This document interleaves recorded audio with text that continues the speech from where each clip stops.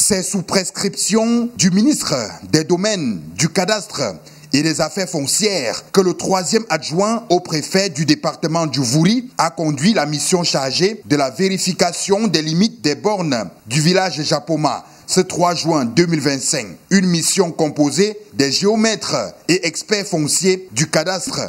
Par rapport à ce que le ministre a ordonné pour la reconstruction des bornes de nos titres fonciers établis en 2012, en posant les bornes selon les instructions du ministre, on a posé toutes nos bornes.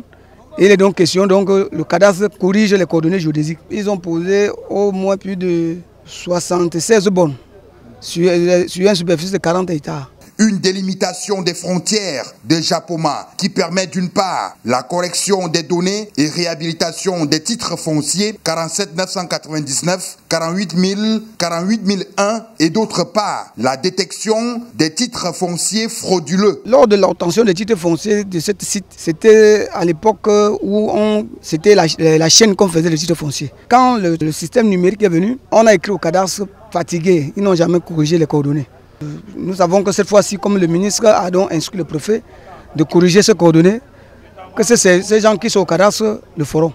Séance de travail du préfet du département du Wouri qui s'est déroulée en présence du secrétaire général de la chefferie supérieure Bakoko Edimo, représentant le chef supérieur, et de Sa Majesté Mundi III David, chef du village Japoma. Je le réitère ici, le King m'a dépêché pour dire solennellement ici que nous sommes dans le canton Bakoko, plus précisément dans le village Japoma.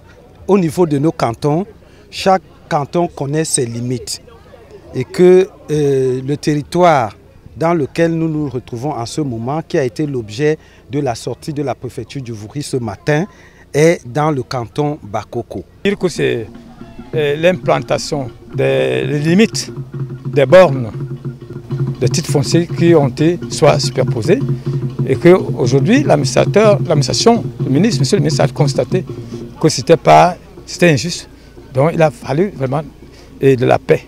Les populations riveraines rencontrées sur le terrain disent vivre dans la paix et la quiétude. Je suis à Japoma, ici depuis 2018, donc je suis d'abord habitant et je vis en toute quiétude ici.